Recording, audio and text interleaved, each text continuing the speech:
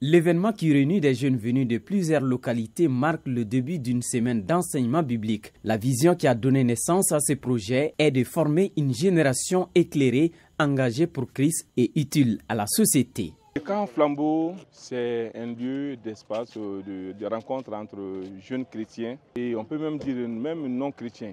On a une semaine autour de la parole de Dieu et autour d'autres thèmes de façon de culture générale. Donc nous sommes là dans ce cadre.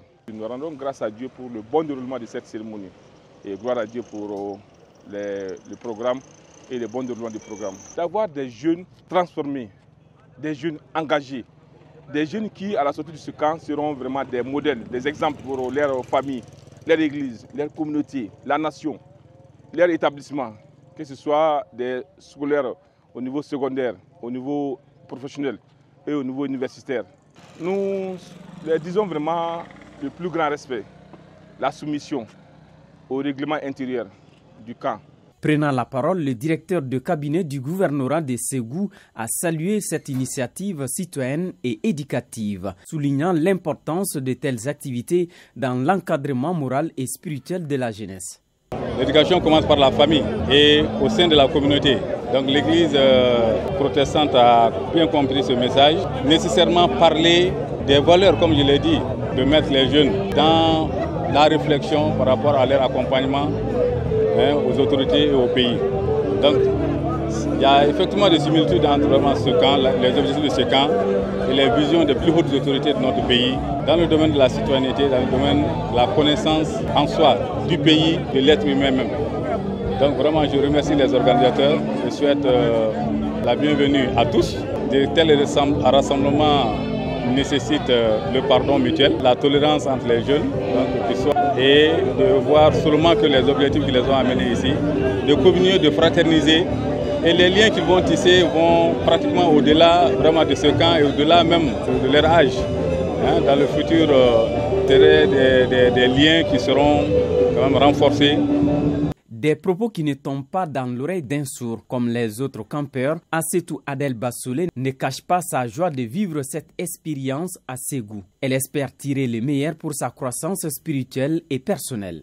J'étais là à la première édition. Pour le moment, le camp se passe bien. On mange bien, on dort bien. Je vais découvrir comment vivre mon identité en Jésus-Christ.